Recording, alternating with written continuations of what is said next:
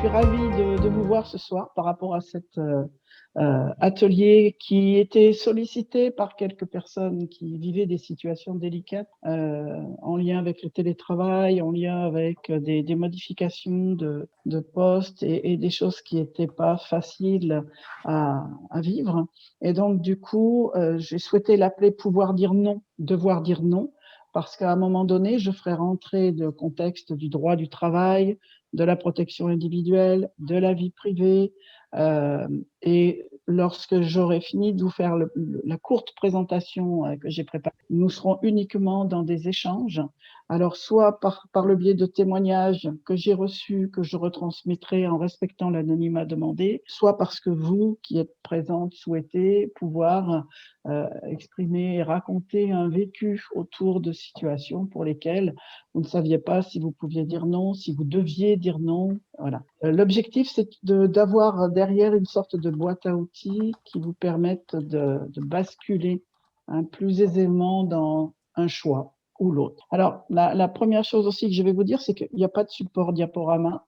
Hein, pour moi, ça ne s'y prêtait pas. On est dans la conception d'une boîte à outils, donc on est sur des choses actives et interactives. Voilà. Alors, devoir dire non, il y a un contexte qui est déjà dans un premier temps physique qui peut se poser et pour lesquels, en fonction du lieu où vous êtes, la réponse viendra d'elle-même.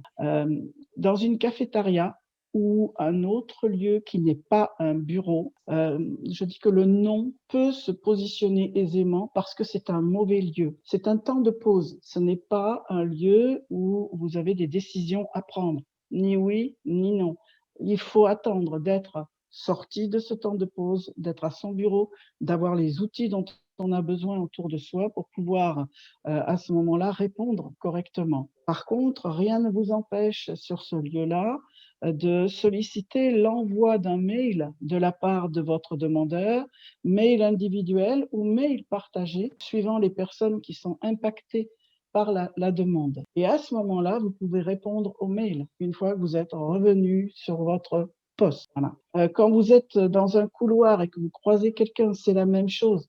Vous n'avez pas les outils à côté de vous, vous n'avez pas les dossiers, vous n'avez pas votre agenda. Donc, être dans une prise de décision dans un couloir, c'est non. L'objectif, c'est je dois avoir autour de moi les outils nécessaires. Donc, on reste dans l'objectif d'attendre d'être à son bureau et rebelote. Écoute, là, on est en train de se croiser dans le couloir, envoie-moi un mail et je te réponds le plus vite possible. Lorsque l'on est dans une réunion, qu'elle soit en présentiel ou en distanciel, l'objectif de la réunion peut être d'organiser un événement. Donc là, oui, on va être sur des réponses positives ou négatives.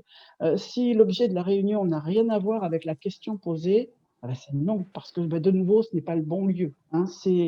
Il faut pouvoir à un moment donné être à l'abri derrière la situation qui existe et qui fait que je peux répondre ou c'est pas le lieu, donc j'attends et je repousse. Je ne dis pas non, mais je repousse pour avoir les éléments. Si l'on rentre maintenant dans le cadre de je suis dans mon bureau, je suis dans mon entreprise, je suis dans mon bureau à mon domicile parce que je suis en télétravail, la notion de bureau existe dans les deux cas. J'ai transporté mon bureau chez moi. Bien. Là, nous avons un travail différent et nous allons pouvoir travailler sur, je dirais, deux argumentaires principaux. Votre maître du temps pour pouvoir dire non chez vous ou pour devoir dire non sera lié à un outil précieux et on en verra d'autres après. C'est votre planning, votre agenda. C'est pas parce que vous êtes chez vous que vous n'avez plus de jours ou d'heures. À partir du moment où vous êtes dans ce contexte-là, vous avez la possibilité d'avoir des réponses basiques en évitant éventuellement je n'ai pas le temps ou j'ai autre chose de prévu. Des réponses trop sèches, trop brèves ne suffisent pas. Je vais voir, mais ce sera sûrement non. Je vais consulter mon planning, mais je ne pense pas que ce sera possible.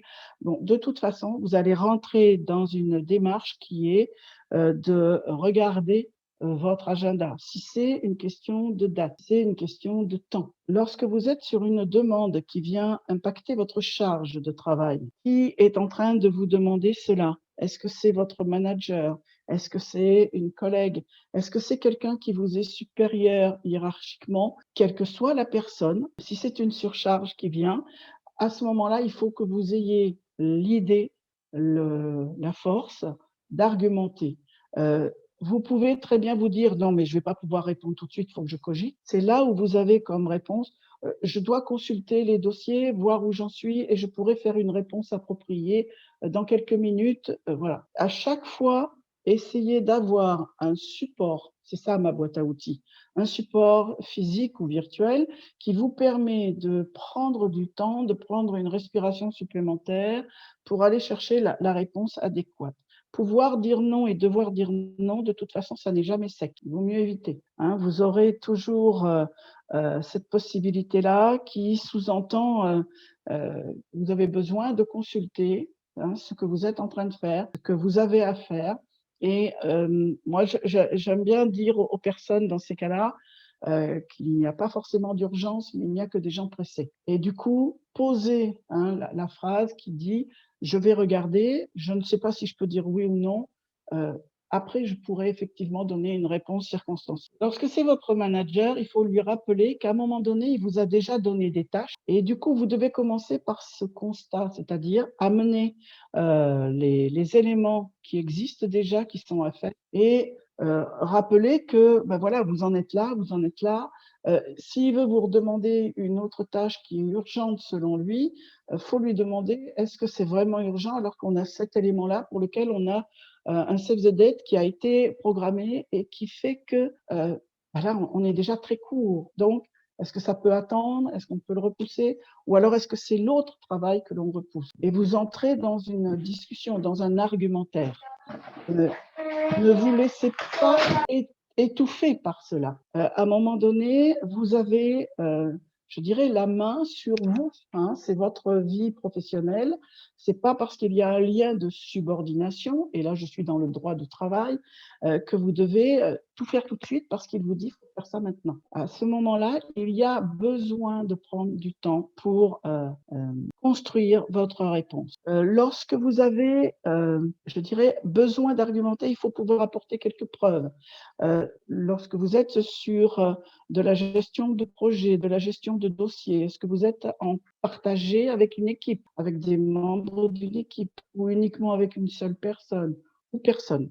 Et là, de nouveau, ça change l'argumentaire que vous allez mettre en place. C'est l'argumentaire numéro 2, je dirais, entre le maître du temps et celui qui est lié à une gestion de projet, une gestion de dossier. Il y a de votre part la possibilité de montrer un agenda, de montrer une avancée des tâches. Alors ça va faire sourire certaines, hein, mais bon, j'ai 66 ans, c'est un vieil outil qui a toujours fait ses preuves.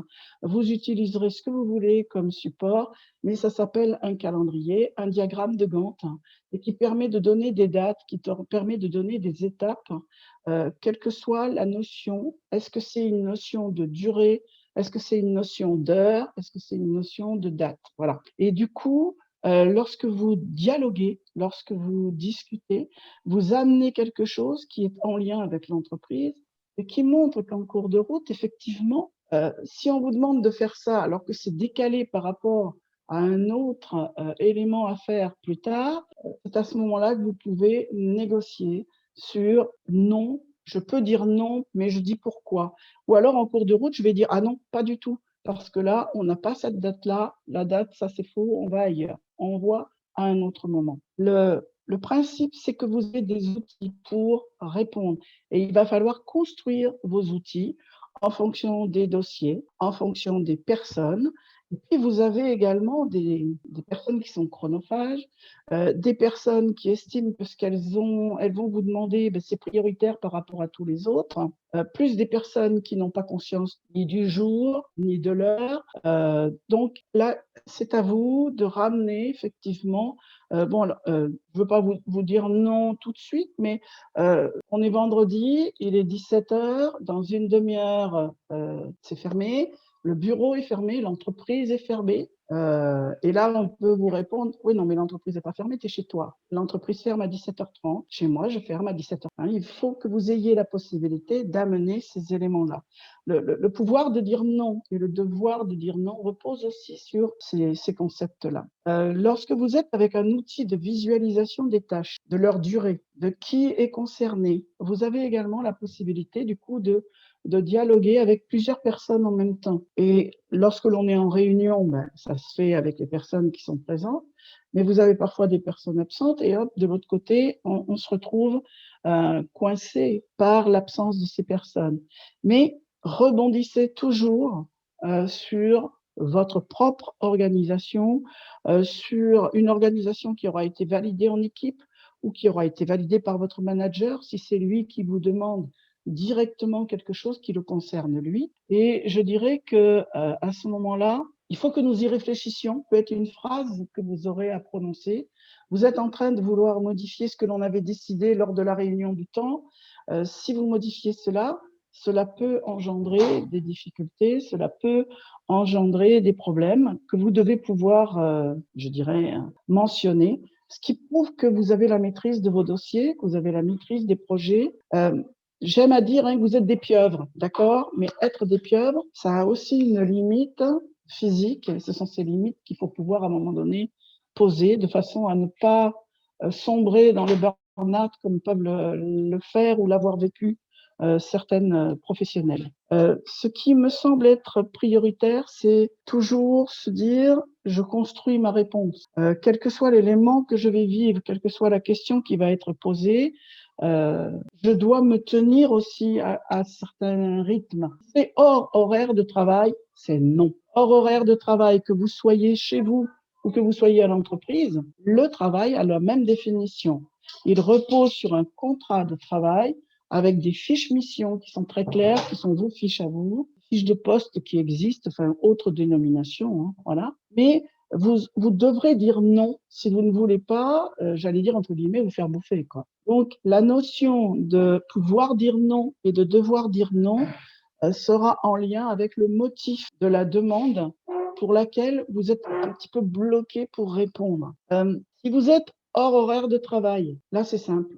Le droit du travail s'applique dans l'entreprise et quand l'entreprise, par le biais du télétravail, est transportée chez vous, elle s'applique chez vous, dans le cadre de votre espace travail qui a été délimité par le bureau que vous vous êtes créé à un endroit donné de la maison.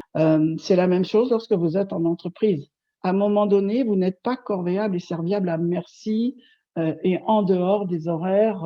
Non. Il faut que les choses puissent être relativisées et qu'en cours de route, à un moment donné, vous puissiez les faire appliquer. Lorsque vous avez des situations où c'est une demande hors fiche de poste et qui fait qu'à un moment donné, on rentre dans la vie privée des personnes parce que c'est une demande en lien avec leur vie privée, je dirais que en fonction du statut, si vous êtes l'assistante du directeur ou d'un manager et que vous n'avez que lui à traiter, s'il a besoin de prévenir parce qu'il ne pourra pas son dentiste après-demain, je dirais pourquoi pas. Je suis la secrétaire, j'appelle, je suis son assistante et je préviens.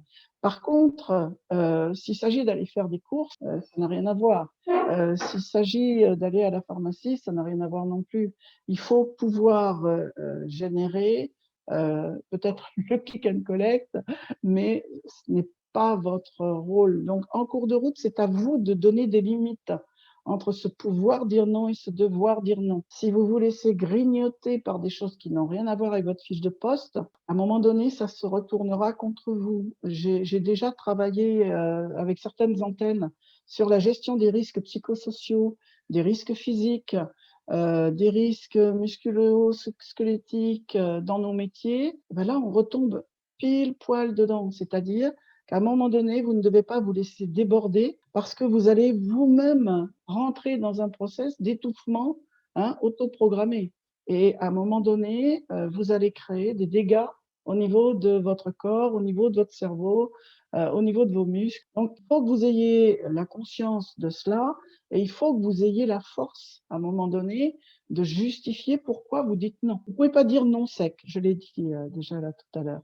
Quand c'est, même si c'est votre supérieur hiérarchique, il a le droit d'entendre un argumentaire et de pouvoir en cours de route revoir avec vous peut-être certaines choses, mais encore faut-il que vous le disiez, encore faut-il que vous l'exprimiez.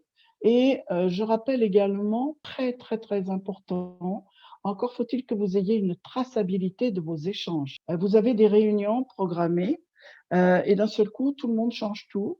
Non, vous revenez à un échange lors d'une réunion. Il avait été donné des dates, des heures, des lieux. Appuyez-vous sur cette traçabilité pour dire stop, ce n'est pas du tout ce qui avait été décidé. S'il y a un changement, ça impacte tout le monde et il faut donc revenir sur cette organisation-là. Mais ça ne peut pas venir d'une seule personne. Qui peut changer? Qui doit être concerté?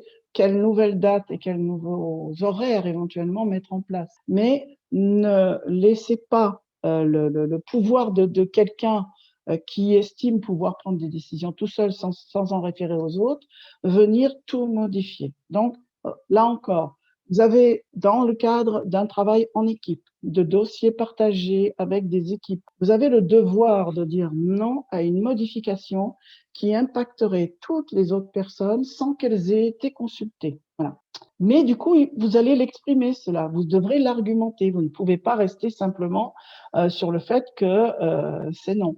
Et quand vous avez pu mettre en place un suivi par mail et une traçabilité avec un calendrier, un Gantt, ce que vous voulez, qui montre que ce n'est pas possible de cette manière-là, vous verrez qu'au niveau des dialogues, je pense qu'il y a des choses qui pourront avancer. Vous devez j'allais dire gentiment, mais surtout fermement, pouvoir annoncer cela et le prouver.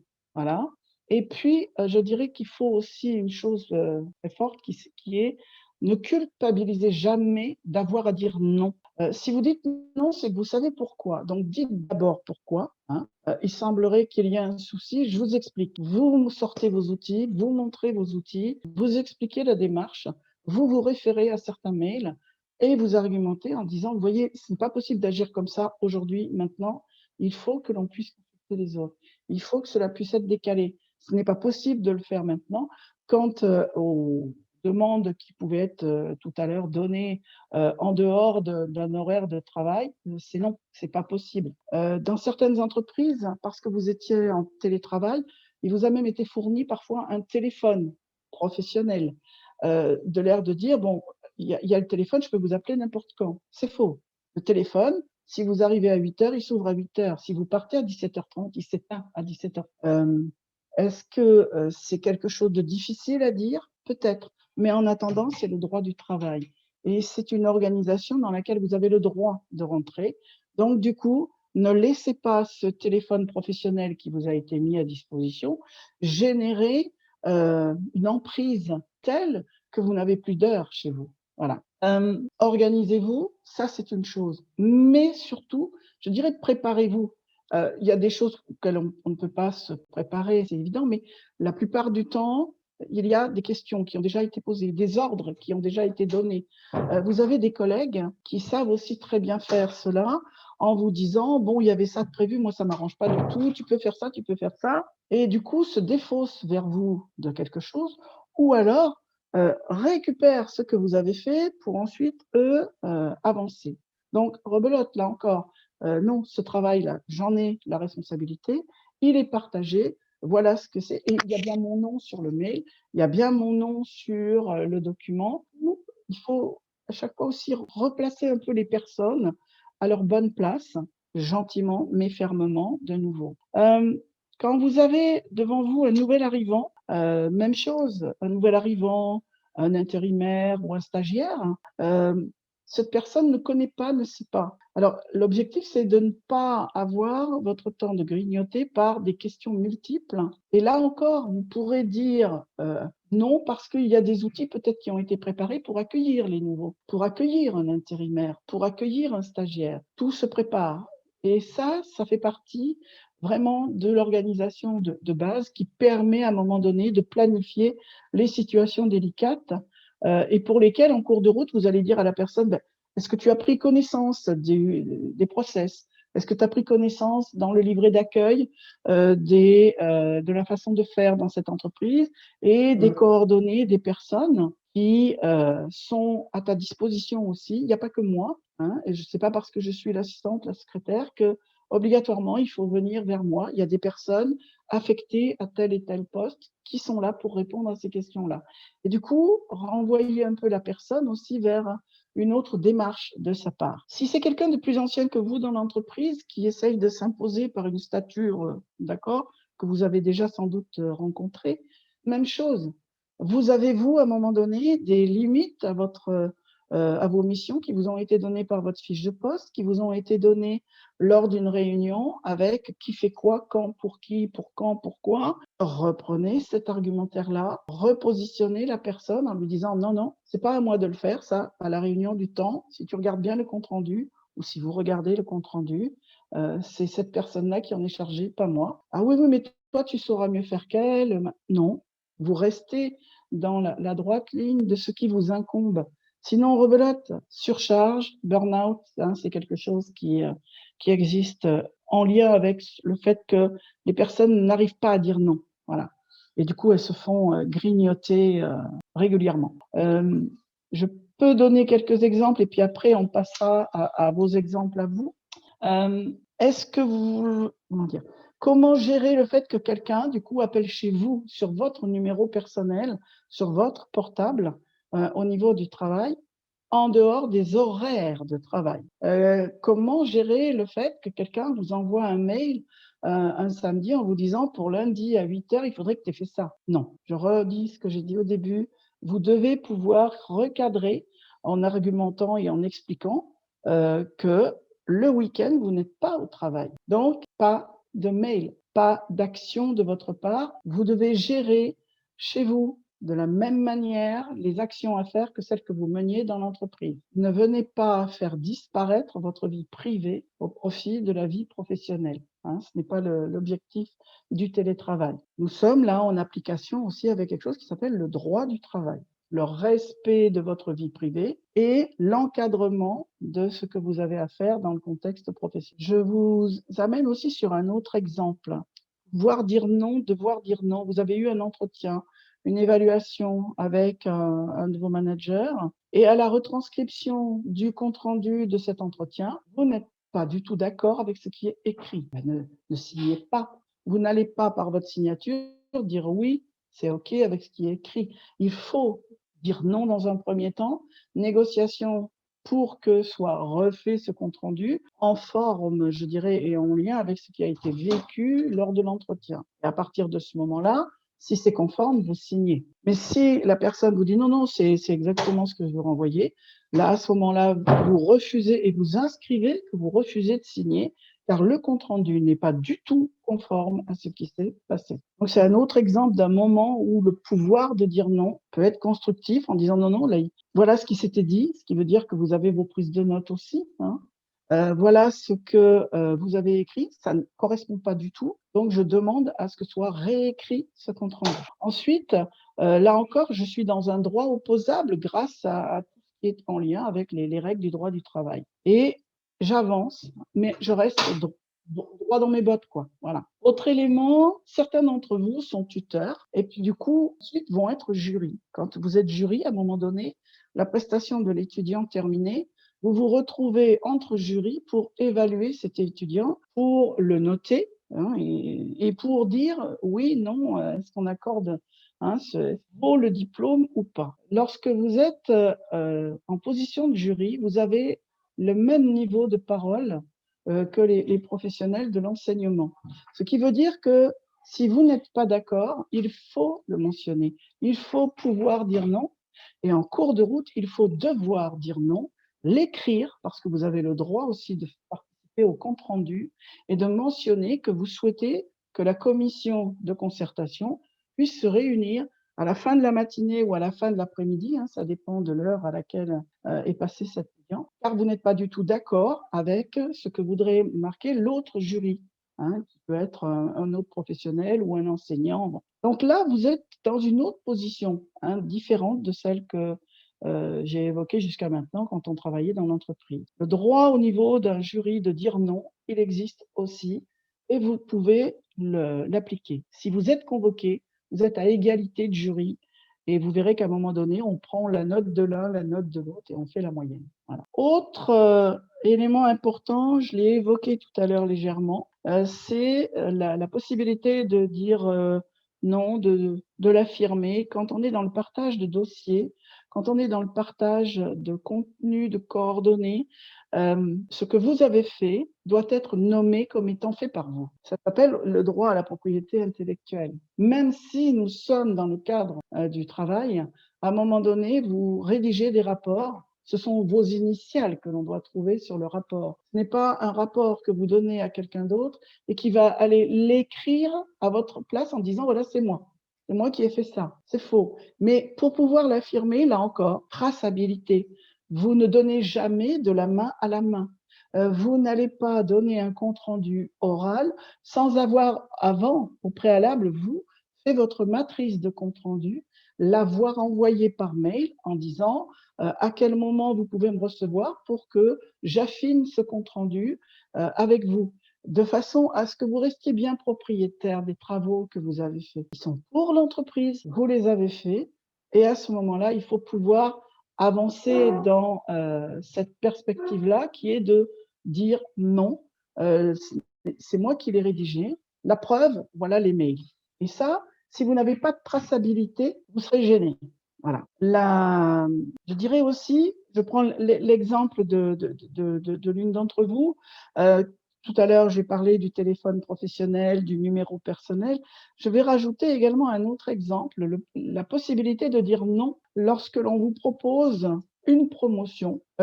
Cette promotion va peut-être vous affecter dans les contenus, dans le changement d'équipe. Vous devez prendre le temps de la réflexion, mais vous avez le droit de dire non. Et puis, à un moment donné, si on vous fait sortir vraiment du cadre de vos compétences, que l'on vous rabaisse même éventuellement dans le cadre de ces compétences, là, vous avez le devoir de dire non. Et si l'on vous amène à vouloir prendre un poste où il vous manque certaines compétences, vous avez aussi le devoir de dire non pour pouvoir avancer en lien avec ce que vous êtes, ce que vous valez, ce que vous savez faire, et pas en ayant, je dirais, là encore, de regrets en disant je refuse la promotion. Mais non, il faut effectivement, à un moment donné, peser le pour, le contre en lien avec ce que vous êtes, ce que vous avez comme qualité au niveau de la vie de travail. Qu'est-ce que je perds, qu'est-ce que je gagne, quoi. Voilà. Donc, là encore, le pouvoir de dire non, le devoir de dire non, vous voyez, les limites sont parfois fines, mais elles existent et vous devez les utiliser pour pouvoir vous protéger et avancer dans le bon sens, c'est-à-dire votre protection de votre vie, de vos conditions de travail, car vous n'êtes pas là, je dirais, pour subir certaines choses désagréables. Je ne suis pas venue sur le harcèlement volontairement, que tout le monde connaît, mais si vous voulez l'évoquer, on pourra. Et pour moi, le principe de base, c'est organiser. J'ai mes dossiers, j'ai mes agendas. Bien entendu, dans l'agenda, il n'y a aucun de vos événements personnels. La plage est identifiée comme non libre. Hein, et quand vous avez des congés qui sont prévus, vous pouvez les marquer. Hein, ce sont des congés qui ont été posés, validés. Et du coup, la plage, elle n'est plus libre. Donc, vos zones rouges, elles doivent le rester. Voilà. Le principe, je vois arriver le principe de communication non violente. Alors, pour moi, c'est le principe de ce que j'appelle l'écoute active. Hein. La communication non violente, c'est le terme de 2020-2021. L'élément de base, c'est l'écoute active, c'est-à-dire, je vais à un moment donné exprimer calmement et correctement ce que j'ai à dire, parce que je suis dans mon droit, mais il faut que l'autre comprenne correctement. Et à ce moment-là, je vais donner du sens à ma réponse et je vais donner du sens en argumentant. Effectivement, communication non violente. Je n'ai pas à me justifier, mais j'ai besoin d'expliquer à l'autre les raisons qui motivent mon refus, ou mon acceptation d'ailleurs. Hein. Et il pourra peut-être se mettre à votre place et comprendre votre point de vue. Écoutez-le aussi dans ce qu'il dit. Pourquoi ? Parce que vous allez vous mettre à sa place. Et vous pourrez peut-être alors du coup cogiter et avoir des idées de solutions qui puissent convenir à tout le monde sans remettre en question votre propre refus. Voilà, ça c'est important. Et vous mettrez du coup, je dirais, un protocole comme non violente, écoute active, qui permet de s'exprimer au mieux, qui donne du sens à ce qui arrive, qui ne remet pas en question l'autre, qui ne remet pas en question vos choix et qui fait avancer l'entreprise pour l'entreprise, qui fait avancer l'équipe pour l'équipe. Voilà, ça c'est très très important. Donc ça veut dire qu'en cours de route, il faut accepter de reformuler les choses une fois, deux fois, trois fois, d'exprimer les faits tels que vous les avez et de les montrer, de décrire aussi parfois votre ressenti. C'est pas parce que je suis arrivé après toi que tu dois imposer ton fonctionnement. C'est pas parce que vous avez une supériorité hiérarchique que ce que j'apporte ne peut pas être entendu et ne peut pas être compris. Donc là, je suis en phase avec ma com, argumentée, c'est ma communication organisationnelle. C'est très important de privilégier, comme je l'ai dit aussi tout à l'heure, cette traçabilité qui vous permet d'argumenter. Et vous finissez toujours par annoncer le refus, c'est-à-dire c'est bien pour ça, voilà, comprenez-le, ce n'est pas possible de le faire, tout en restant dans la bienveillance, c'est évident. Vous pourrez entretenir des bonnes relations avec les autres, même si vous leur avez dit non, à partir du moment où vous avez pu étayer la chose. Voilà. Et évitez au maximum de tomber dans le rapport de force avec un non qui est imposé, bon, parce que à ce moment-là, c'est vrai que cela peut toucher l'ego de l'autre et c'est pas, ça peut déséquilibrer la relation et la communication qui existe.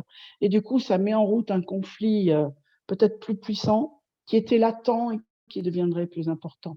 Donc, oui à la communication non violente, mais je dirais surtout pratiquer l'écoute active parce qu'elle va toujours dans les deux sens. L'assertivité aussi, c'est évident. Voilà. Donc là, je vais vous passer la main, à vous de peut-être évoquer des situations que vous avez rencontrées pour que je puisse peut-être vous donner d'autres outils que ceux déjà évoqués. Voilà. En même temps, nous avons Noël qui va lancer tout à l'heure, à un moment donné, un petit questionnaire qui aura pour objectif de poser un peu certaines situations rencontrées avec vos réponses. Nous aurons un petit avis. Vous êtes 42, c'est quand même sympa de pouvoir étayer cela avec ce chiffre-là. Voilà. Tu veux que je lance le questionnaire maintenant? On peut, tout à fait. Voilà. Je suis entièrement d'accord avec qui a parlé de ça. Ne pas modifier un compte-rendu parce qu'un manager a changé d'avis après la réunion, alors que les autres, effectivement, ne sont pas au courant de ce changement. Exact. Si quelque chose a été décidé en réunion, vous faites un compte-rendu, il n'y a pas de changement à apporter à ce compte-rendu, ce sera un avenant à ce compte-rendu, mais qui veut dire qu'à un moment donné, les autres membres du groupe doivent être prévenus. Et si c'est quelque chose qui se fait en concertation, il faut qu'ils puissent eux aussi donner leur avis. Ça, c'est évident. Et là, du coup, vous devez dire non. Allez, je lance le sondage. Est-ce qu'il apparaît? Parce que moi, j'ai juste le Oui, résultat. il apparaît. Donc Oui, il apparaît. je ne peux pas voter.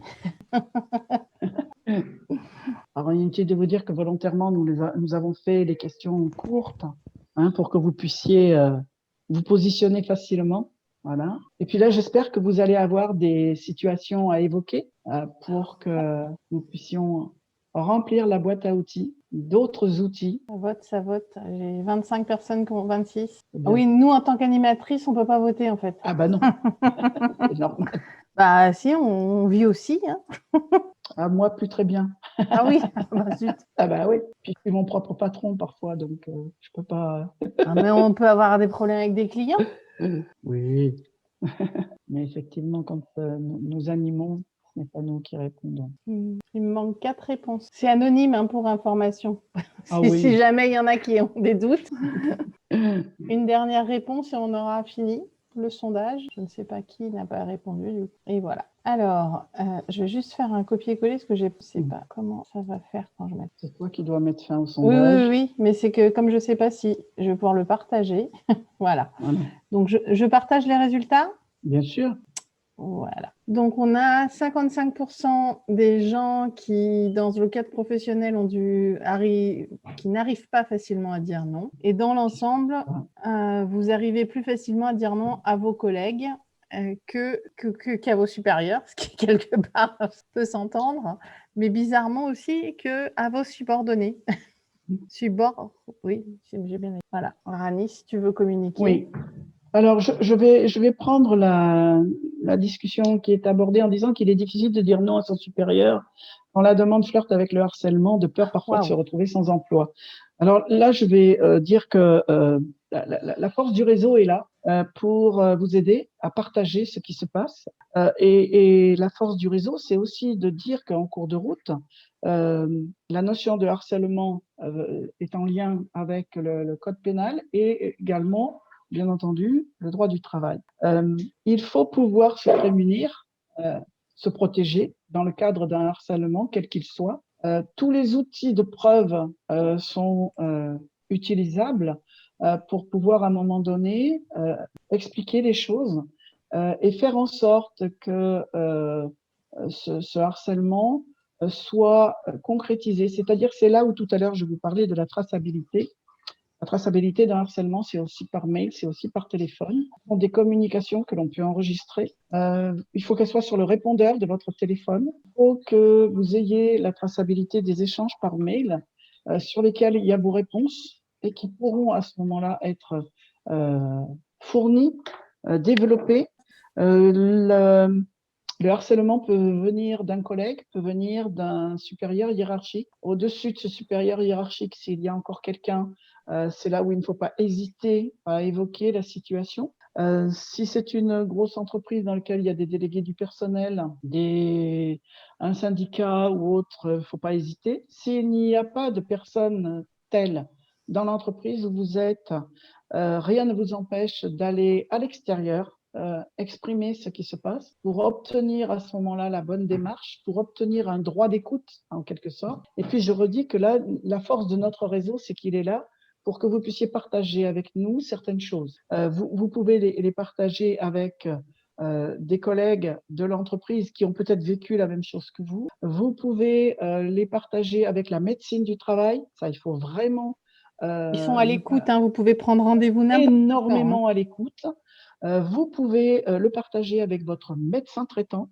N'oubliez jamais que la loi a modifié l'arrêt médical dans ce contexte-là, non plus comme un arrêt maladie, mais comme un arrêt accident du travail. Donc, que vous ayez peur, oui, c'est une chose, mais ne restez pas seul dans votre coin parce qu'au fur et à mesure, vous vous autodétruisez. Parlez autour de vous, échangez, partagez et continuez surtout d'assurer la traçabilité des échanges et de ce qui se passe de façon à avoir, comme je le disais tout à l'heure, un argumentaire clair avec des faits, avec des preuves, avec des dates, avec des lieux. Hein, c'est ce que nous dit souvent Josette, notre mentor, un petit peu.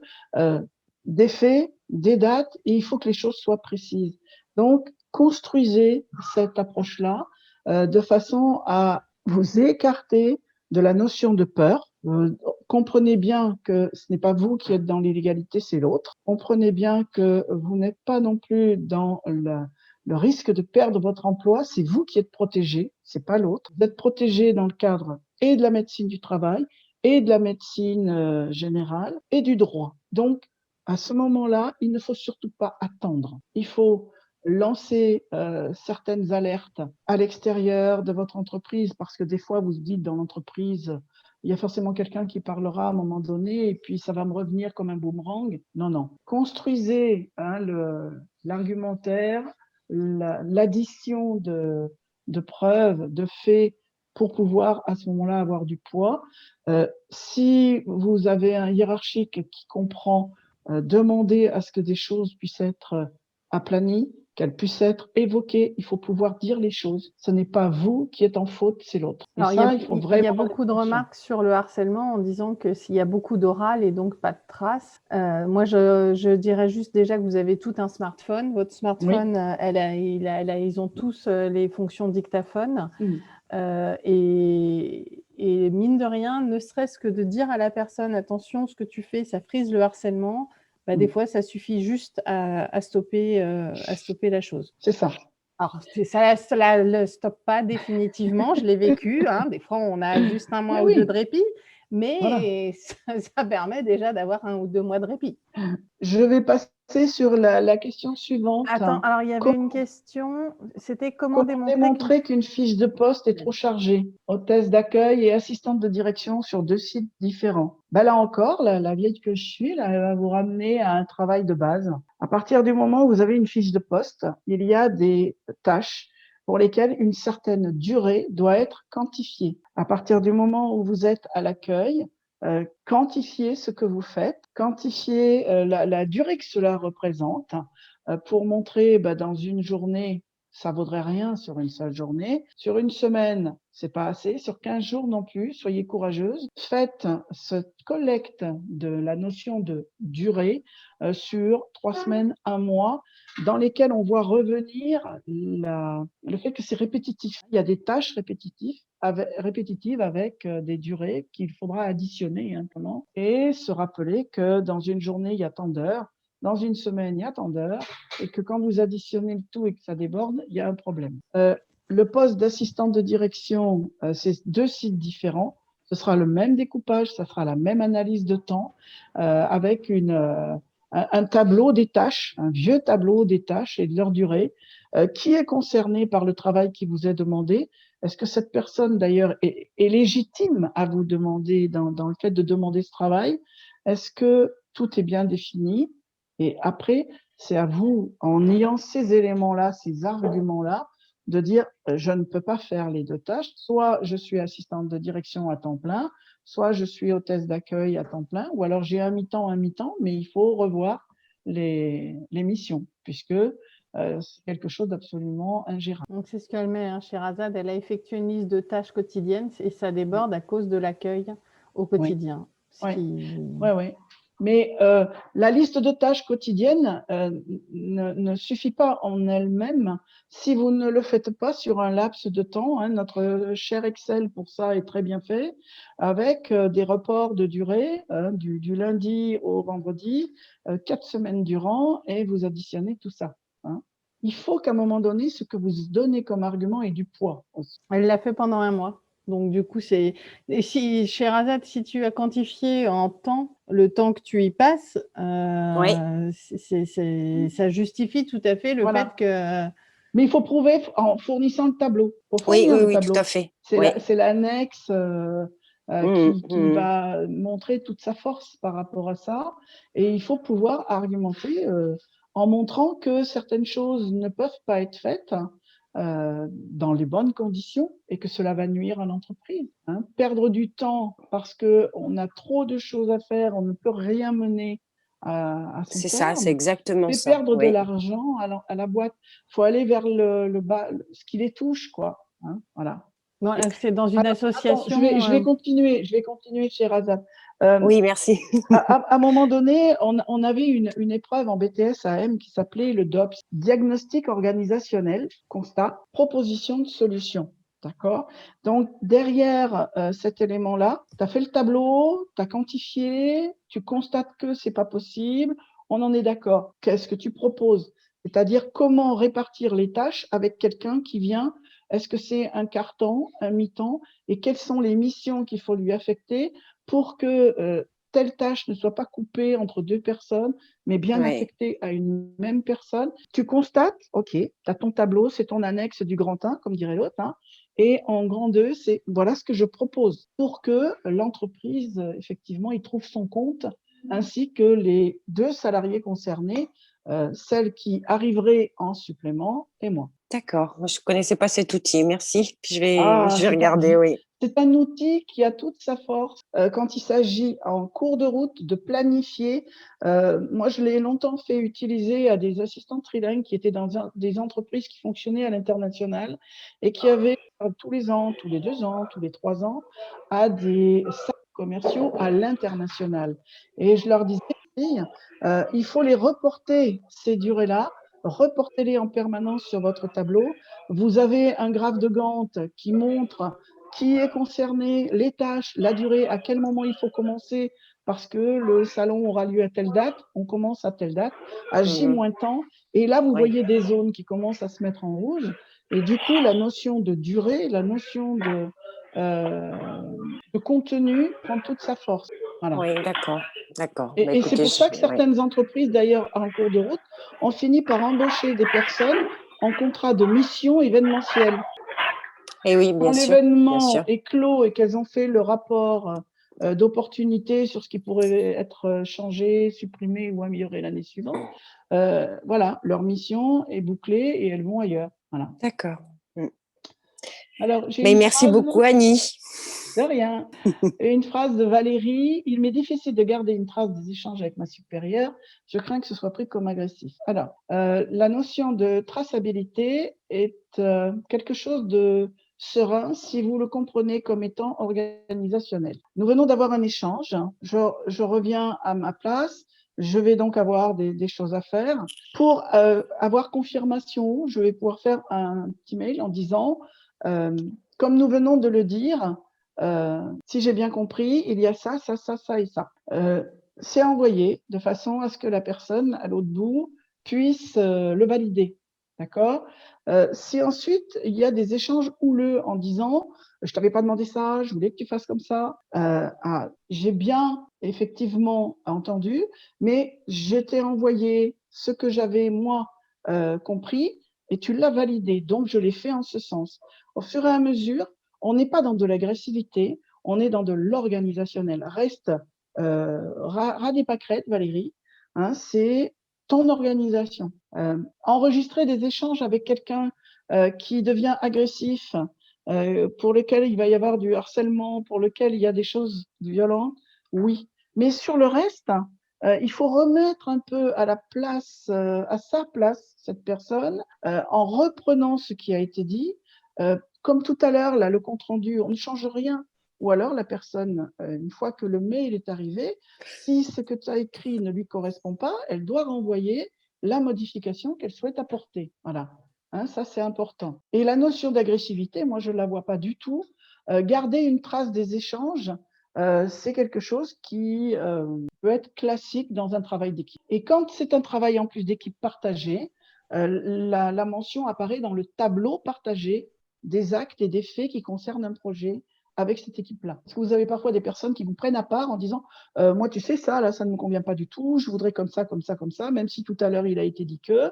Non, si c'est décidé en équipe, je ne change rien. Ou alors, je demande à l'équipe. Après avoir échangé avec Madame Tartampion, il apparaîtrait qu'on pourrait peut-être faire comme ça. Qu'est-ce que vous en pensez? Voilà. Mais il n'y a pas d'agressivité là-dedans, c'est de l'organisation. Mettez-vous à l'abri derrière ce terme-là. Je m'organise pour que mes actions professionnelles et ce que je dois faire dans ma journée professionnelle, dans ma semaine, se fassent du mieux possible. Est-ce que ça correspond un peu pour toi, Valérie?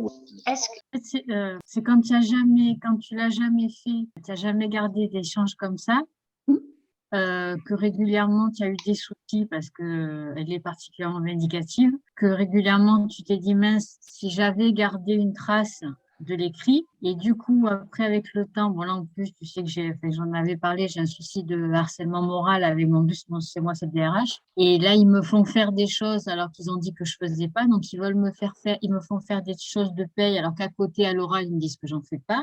Où là, la collègue a été en absence maladie depuis le début janvier. Ça fait 3 mois que j'ai fait son travail à elle, de paye, du coup, des tâches de paye, mais on me dit que c'est pas de la paye. Écoute, c'est un moment, j'ai voulu envoyer un message. C'est pas parce que tu l'as jamais fait qu'il faut pas commencer, Valérie.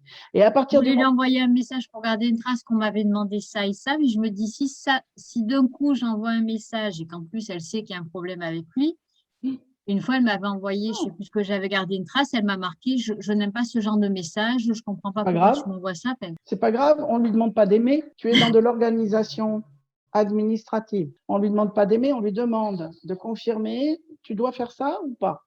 C'est tout. Et si ça ne lui plaît pas, ce n'est pas un problème. C'est du basique. C'est quelque chose qui vous permet de vous mettre à l'abri, en retrait. Il ne faut jamais hésiter à le faire. Derrière cette personne, si elle est nocive, il n'y a que cette traçabilité qui pourra à un moment donné justement faire que toi, de ton côté, tu dis voilà ce que j'ai fait de ma semaine, tu as les comptes rendus de ton tableau, là, le tableau analytique dont je parlais tout à l'heure, Excel. Qu'est-ce que j'ai fait aujourd'hui? Qu'est-ce que j'ai fait la semaine dernière? Les fiches de paye qui ont été constituées, tu as les noms des salariés pour lesquels tu as fait les fiches de paye. Tu as la durée de l'absence de ta collègue. C'est mentionné sur ton tableau. Ce sont des faits. Ce sont des faits. Et ça, il faut pouvoir à chaque fois que vous vous efforciez les unes et les autres quand vous êtes dans ce genre de situation, de créer ces tableaux-là, reprennent et qui analysent vos tâches. Et du coup, à un moment donné, oui, j'ai fait les fiches de paye. D'ailleurs, c'était telle date, telle date, telle date. La collègue était en arrêt de travail. Donc, ce n'est pas elle qui les a fait, c'est bien moi.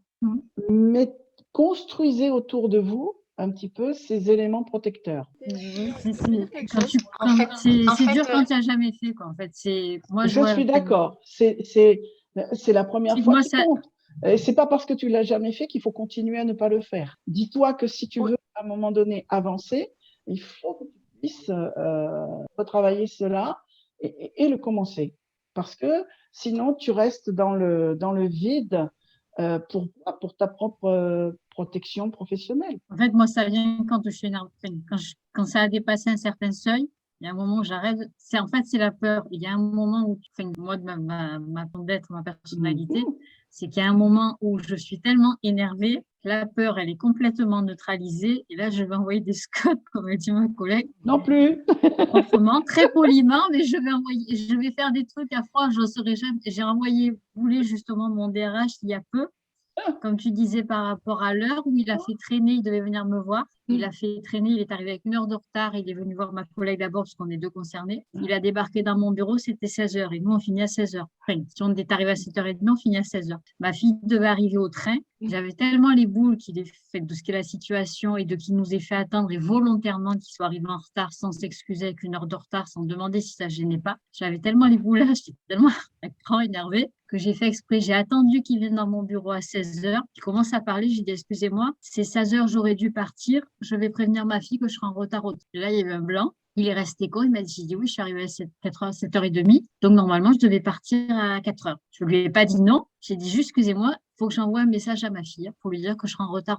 Il y a eu un blanc et il m'a dit, non, 2 minutes et puis je vous laisse. Mais je sais que ça, à froid, j'aurais jamais osé le faire. C'était parce que ça faisait 2 heures que ça montait. Et à froid, j'aurais. C'est après, je me suis dit, t'as failli te prendre une tarte. Mais je sais que moi, ça me bloque parce que je réfléchis à ce que je risque derrière. C'est quand je suis vraiment trop énervée que ça neutralise. Et que là, ça sort tout seul. Bien sûr, mais je crois que derrière aussi, la réflexion, tu peux l'avoir en dehors de ce contexte-là, en ayant la possibilité du coup de poser le diagnostic. Comme je l'ai dit tout à l'heure, diagnostic organisationnel, voilà ce qui se passe, voilà ce que ça donne, ta proposition. Et par rapport à la notion d'envoyer des scuds, c'est pas forcément le bon plan parce que tu vas pas changer de travail, donc il faut pouvoir y rester. Être dans l'écoute active de l'autre, ça ne veut pas dire amène à tout, et ça ne veut pas dire non plus que tu ne peux pas exprimer ce que tu as à dire. Donc, tu ne l'as jamais fait, mais jamais, Fontaine, je ne boirai jamais de ton eau, tu vas commencer à en boire de celle-là. Eh oui. Et puis, si tu as besoin d'un coup de main, c'est ce que je disais tout à l'heure. La force du réseau, c'est ça aussi.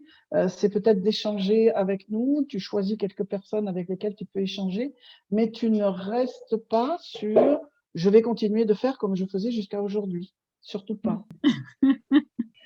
Merci, Annie. À bientôt, Valérie.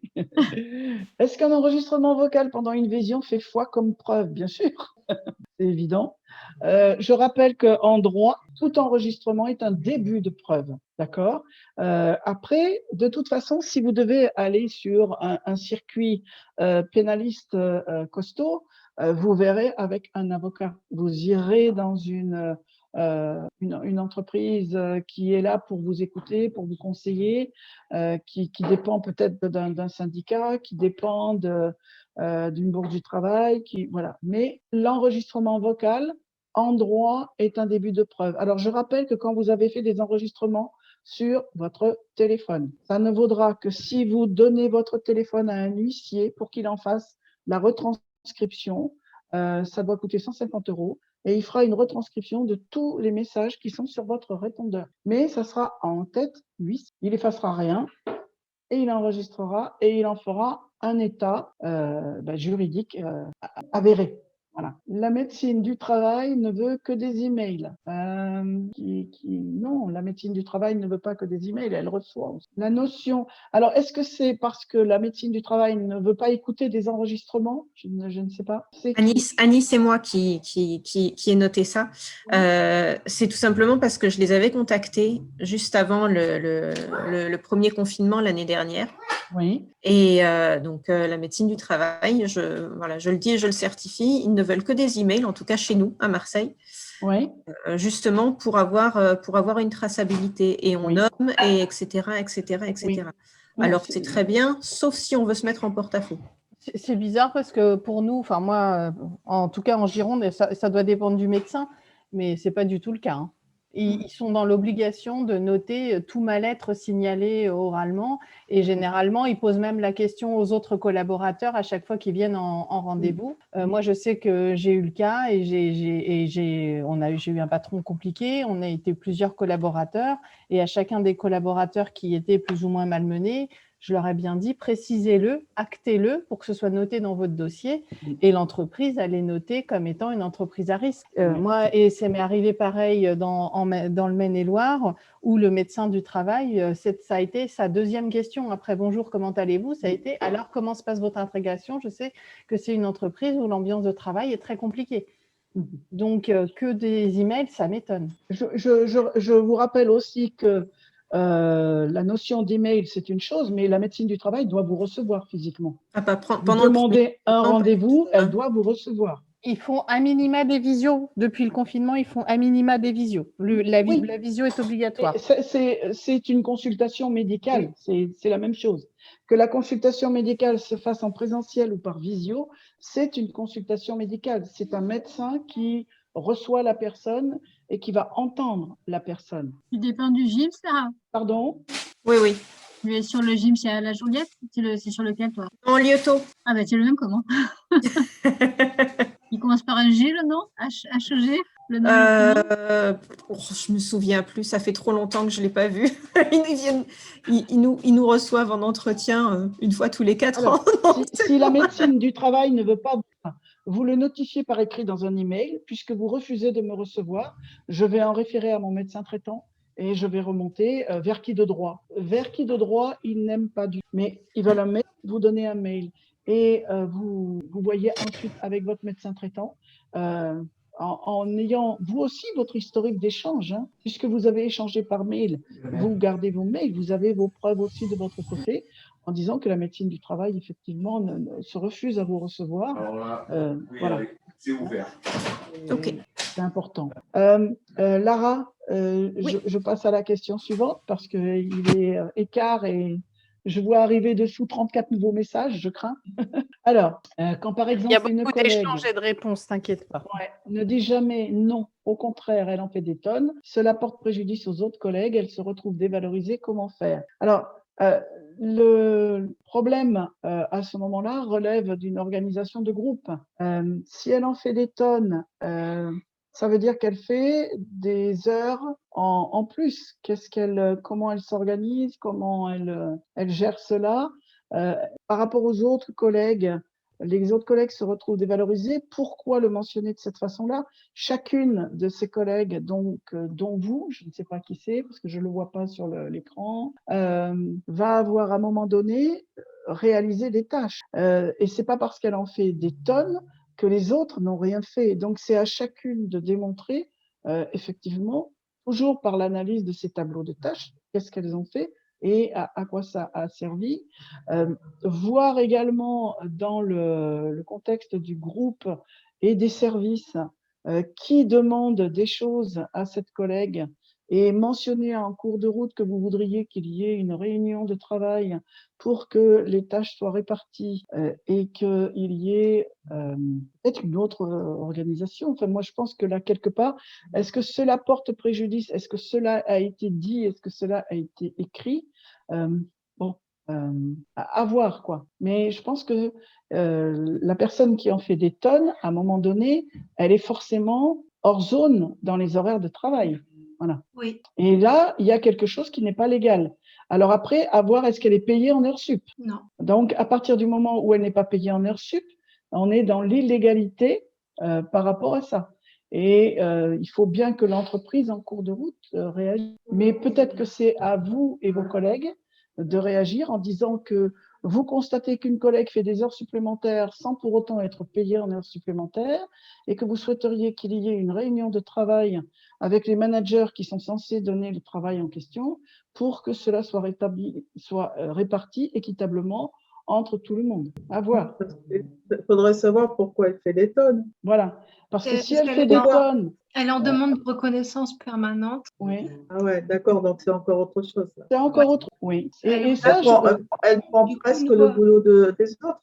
Oui, parce qu'elle veut bien se faire voir, elle veut être reconnue et du coup, je vais le faire. Et quand on essaye de ah, mais moi, je suis comme ça, j'aime faire plaisir. Et puis après, on l'entend dire ah, bah, je l'ai fait, ah, bah, je l'ai fait. Et puis, ah, bah, tu vois, j'ai fait ça pendant ma télé, nanana, nanana. Enfin, voilà, quoi. Et la hiérarchie, elle adore parce qu'elle fait tout. je pense que le groupe doit réagir et c'est à vous ensemble de provoquer une réunion pour demander à ce que certaines choses puissent être aplanies et qu'il y ait une organisation saine qui se mette en place et que même si cette personne est boulimique de travail, vous pouvez utiliser le terme, hein, pourquoi pas, vous demandez à ce qu'il y ait un fonctionnement raisonnable en lien avec les fiches de poste des unes et des autres. Je travaille dans une association et la seule à ne pas avoir de fiche de poste. 3 salariés, un directeur. Vous faites partie des salariés? Oui, c'est Clotilde, excusez-moi, j'ai eu du mal à me connecter. Voilà, donc, oui, je fais partie des salariés, c'est une association, c'est une grosse. Si vous êtes salarié, vous avez une fiche de poste. On ne veut pas me la faire, donc je vais la redemander encore une fois. On veut pas. Ouais. J'ai rendez-vous avec le médecin du travail dans une semaine. Parce que bon, le travail devient, en plus avec le confinement, ça devient, voilà. Je suis sur 3 postes en fait. Ouais. Donc du coup, il faut absolument faire cette demande en disant, puisque les autres ont une fiche de poste, il est totalement illégal que je n'en ai pas. Faites une proposition. Est-ce que vous l'avez déjà J'en ai fait une. Oui, je l'ai faite. Elle remonte à quand, votre proposition? Alors, je l'ai faite à la DRH il y a 1 an et demi. Et là, il y a un D'accord. nouveau directeur depuis début janvier. Je lui ai donné. Oui. Mais bon, ça ne l'intéresse pas. Il m'a dit que ce n'est pas obligatoire, mais les autres l'ont eu. Clotilde, vous le lui avez donné et vous n'avez pas retranscrit ça par écrit non plus? Non. La DRH, je lui avais envoyé par mail et à lui, je lui ai donné en main propre. D'accord. Donc, du coup, le fait est que pour lui, il lui semble que ça n'est pas obligatoire. Dans une association, il y a des fiches missions. Pas forcément une fiche de poste, mais c'est une fiche mission.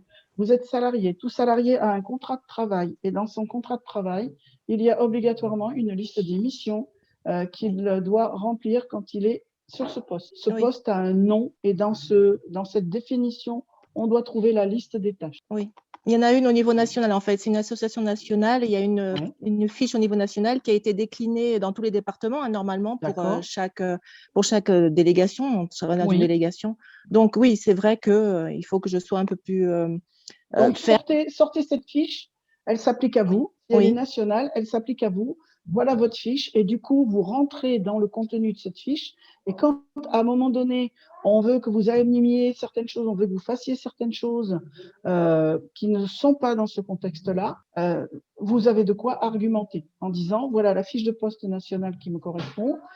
Ou alors, vous me donnez un rôle, puisque là, je vois animer des activités auprès de personnes en situation de handicap. Vous modifiez mon contrat. C'est substantiel. Donc, soit il change le titre, soit il modifie votre… parce que du coup, vous devez avoir avec votre contrat et cette fiche, je suppose, un code quant à la paye. Oui. Voilà. Du coup, cherchez quel est l'équivalent dans ce qui vous est demandé dans la liste des autres postes et vous dites, voilà, où je suis ça, où je suis ça. Si je suis ça, je suis payé tant. Si je suis ça, je suis payé tant. D'accord. Et les contenus ne sont pas les mêmes. Oui, d'accord. Merci beaucoup. Toujours aller chercher des outils. Hein, la boîte à outils dont je parle depuis le début, c'est ça. J'ai mes outils. Chacune d'entre vous a des outils différents. Donc, c'est en évoquant vos situations que l'on peut… Mais là, vous avez donc la fiche nationale et vous avez votre contrat de travail. Oui, et vous servez des deux. D'accord. Voilà. Merci beaucoup. Merci beaucoup. Je mettrai la vidéo la prochaine fois. Là, j'ai du mal avec le portable. Merci beaucoup.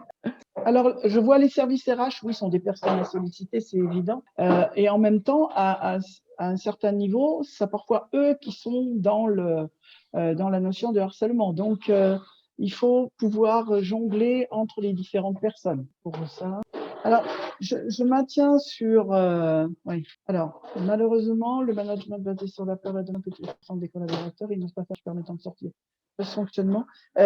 Si ces personnes sont plusieurs, à ce moment-là, ces personnes doivent s'associer à un moment donné pour pouvoir obtenir soit un rendez-vous avec un juriste à l'extérieur, soit avec un groupe syndical. Bon, toute personne qui, à ce moment-là, est dans la possibilité de leur porter conseil et de donner des coups de main sur la manière de procéder. Que nous sommes dans un délit pénal. Autre question, est-ce que tu as vu autre chose, Noël? Je descends dans les messages. Non, après, il y a ça reste tourné toujours sur soit les tâches, le chrono, et puis et des remarques du style sous prétexte d'agilité, il y a une forte injonction qui pèse sur les salariés par rapport à ce que vivait Clotilde.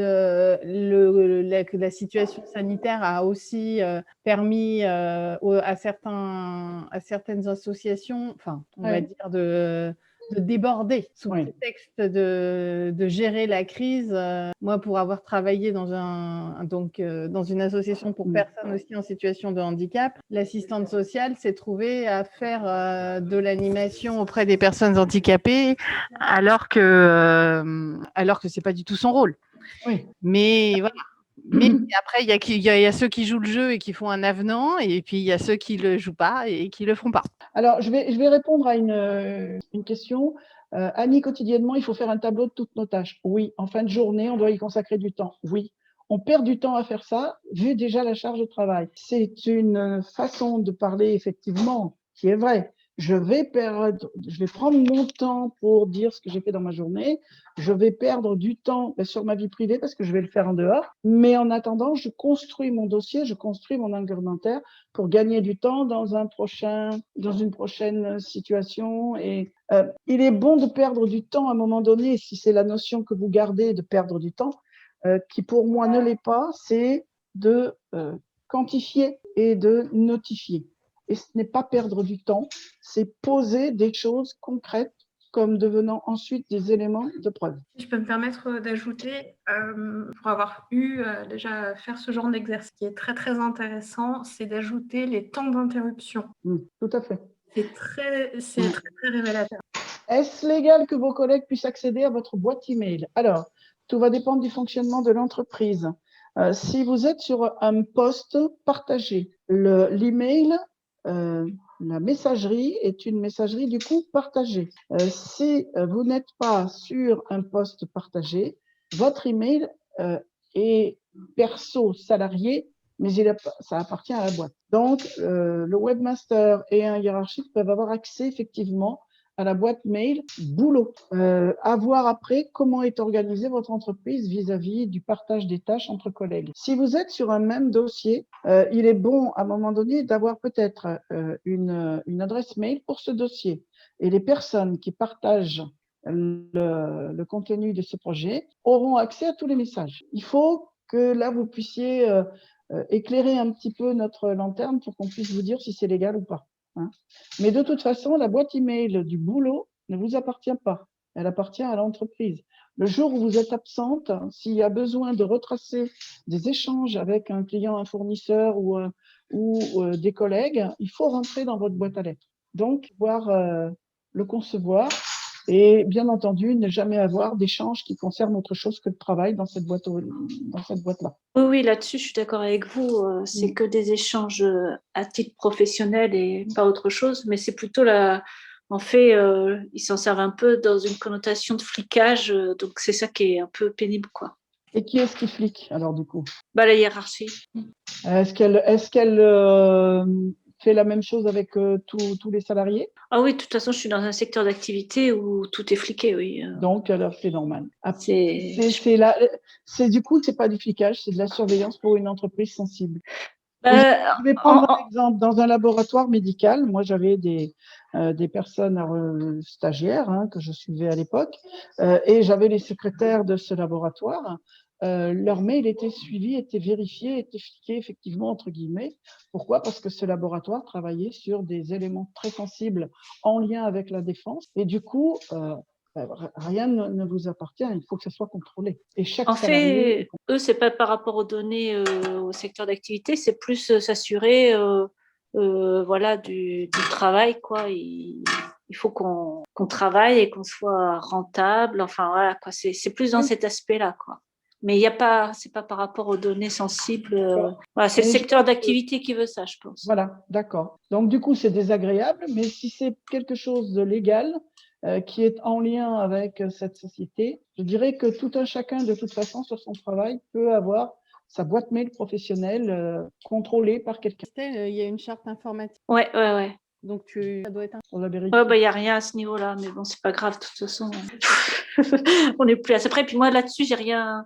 Enfin, comment dire, j'ai rien qui craint, il y a rien de perso, il n'y a rien de gênant. C'est juste que c'est juste que ça me gêne parce que ça leur donne encore la possibilité de fliquer. Enfin, voilà, je trouve ça malsain, quoi. Un manque de confiance, quoi. Voilà. Il n'y a que les cadres en qui on peut faire confiance, il n'y a que les cadres qui sont sérieux. Et les personnes qui ont un statut autre que cadre, donc les non-cadres, eux, c'est forcément des branleurs. Ça, c'est pénible. Je crois que de toute façon, vous savez, au niveau des entreprises, il y a des situations que vous ne changerez pas. Ce qu'il faut, c'est qu'au milieu de tout ça, vous avanciez droit dans vos bottes, que vous avanciez en ayant une organisation qui vous permette à un moment donné de tracer ce qui se fait et de ne pas vous retrouver étouffé, écrasé, parce que ce n'est pas l'objectif. Vous avez un poste et il y a un droit du travail qui vous protège, il y a une médecine du travail qui vous protège. Vous avez une médecine aussi généraliste qui est là pour ça. Voilà. Donc, je maintiens que derrière aussi, il y a nous, il y a le réseau. Partagez avec votre réseau, partagez les infos. Le silence leur donne raison. Le silence les fait faire encore plus de choses négatives. Donc, partagez, informez, faites ce qu'il y a à faire pour vous, pour votre protection. Ce n'est pas eux qui viendront à votre enterrement, d'accord? Voilà. Donc, ça, on est d'accord. Donc, moi, je suis brute de décoffrage des fois. Mais je pense qu'il faut vraiment que vous soyez dans ces données-là et que vous ne vous fassiez pas marcher par le bulldozer, y compris d'aujourd'hui, parce que c'est comme ça. Eh bien non. Il y a un droit du travail, il y a des fiches de poste, il y a des quantifications. Alors, c'est sûr que quantifier, c'est pénible à faire. La fois où vous allez vous y atteler, il n'y a peut-être pas besoin de chronométrer. Vous avez à peu près ce que ça représente. Mais en même temps, vous savez, moi, j'ai aidé une personne qui était harcelée par son patron parce qu'elle ne passait pas les coups de fil assez rapidement. Et à un moment donné, je lui ai dit, tu vas décompter ce que c'est que de passer un appel pour un dossier. Donc, on te donne la consigne. Voilà, vous allez appeler un tel pour le dossier et faire avancer ça. Ça veut donc dire que tu prends le dossier, tu lis pour savoir ce que tu dois faire. Tu vas ensuite appeler la personne, tu prépares ton appel, tu vas appeler la personne, il va y avoir la durée de l'échange. Et durant cet échange, il y a des prises de notes. Une fois que tu as raccroché, il y a le compte-rendu de l'appel téléphonique. Et tu additionnes les 3 phases. Et tu mets ces 3 phases sur la porte de ton bureau.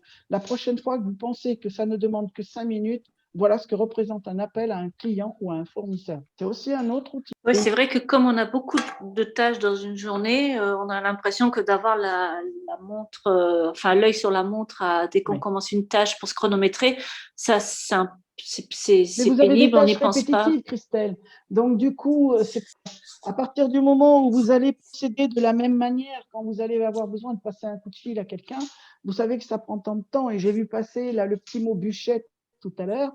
C'est vrai que dans le tableau Excel, j'ai passé 10 appels. Je sais que pour un appel, ça représente tant. J'ai 10 bûchettes. Bon, voilà ce que ça donne, quoi. D'accord. Oui, j'aime bien aussi l'utilisation de l'agenda d'Outlook. Je débute une tâche, j'enregistre. Oui, tout à fait. Et il y a l'heure de fin derrière, ça marche. Oui. Ça permet de quantifier. Tout ce qui permet de quantifier et d'annoncer à un moment donné où vous en êtes et comment ça se passe, c'est utile. Ouais. À un moment donné, on peut peut-être, je vois là, on parle du fichier temps là, de Maëva Chély. Il faut peut-être aussi y penser, Noël, est-ce qu'on peut redemander à Maëva de présenter cet outil. Voilà. Bon. Ah, ça serait bien, oui. Ce que je voudrais, c'est que à l'issue d'un atelier comme celui-là qui se termine là, bon voilà, c'est que vous ayez à un moment donné envie d'agir pour vous, mais d'agir en ayant toujours ce que j'ai dit tout à l'heure, diagnostic, constat, hein, et j'ai mes preuves, j'ai mes dossiers, j'ai mes outils. Et ensuite, je fais des propositions d'amélioration. Voilà. Et si il y a des choses qui ne vont pas, je reste pas sur ces éléments qui ne vont pas. La médecine du travail, elle avance, ok, elle avance pas, mon médecin. Parce que dans la loi maintenant, c'est un arrêt pour accident de travail quand vous êtes dans certaines circonstances de travail étouffantes et qui viennent compresser le cœur et qui vont vous le faire exploser. Donc, non. Là, vous dire non pour vous. Et là, c'est pas pouvoir, c'est devoir. Votre devoir vis-à-vis de vous-même, c'est de dire non, stop, et de prendre notre organisation et de bouger dans ce sens, en vous souvenant qu'aujourd'hui, on était 42 derrière vous, quoi. Il y en a 42 derrière vous. Hein. Je confirme que le mental finit par lâcher parce que moi, j'ai pris sur moi, j'ai fait un malaise au bureau, j'ai cru que je faisais un AVC, que j'allais y rester. Parce que j'étais seule dans un cabinet d'avocats et je me disais, j'ai pris des trucs, c'est moi. Je commençais à avoir des malaises, des vertiges. Je disais, c'est parce que j'ai pas assez mangé, parce que j'ai pas assez dormi. Sauf qu'un matin, j'étais seule dans le bureau, j'étais devant l'ordi, d'un coup, il n'y a plus rien qui répondre. Ouais. J'étais consciente, mais j'avais plus rien qui répondait, mais plus rien du tout. J'arrivais pas à bouger, j'arrivais plus à parler, rien du tout. J'ai cru que j'allais y rester là. Et par contre, la bêtise que j'ai fait, c'est que j'ai pas appelé les pompiers au moment où j'ai réussi. Ça n'est pas passé en accident du travail. Mais je confirme que quand on essaye de tenir, ça faisait des mois que ça durait. Il y a un moment, il y a un truc qui lâche. Oui. Ça faisait des jours que je sortais du bureau en pleurant. Il y a un moment, c'est le physique qui a lâché. Il m'a fait faire un malaise au bureau. Il a éteint la lumière. Ouais. Je suis partie 2 ans et demi en arrêt de travail. Donc, non, mais je crois que merci pour ce témoignage, Valérie. Et effectivement, il ne faut pas attendre. Il ne faut pas atteindre ce niveau-là. Il ne faut pas attendre et il ne faut pas atteindre. Hein. J'articule au maximum. Et rappelez-vous que la force de notre réseau, c'est aussi ça. Alors, tout le monde n'est pas disponible en même temps pour tout le monde. Mais comme je dis, ce soir, on était 42, repensez à ça. Et dites-vous que derrière vous, 42 personnes, ça donne du... Hein, ça booste. Il y a Monique qui rappelle qu'effectivement, il y a un tableau d'analyse de temps, un atelier national tableau d'analyse de temps pour Maëva qui sera... c'est pas planifié, mais c'est prévu, ainsi qu'un Teams. Et Gwenaëlle qui nous informe que le 20 mai, la FMAS Rhône organisera un webinaire autour des situations de travail toxiques. Voilà, écoutez, je vous dis bonsoir à toutes et ne restez pas seuls dans votre coin. 42 personnes.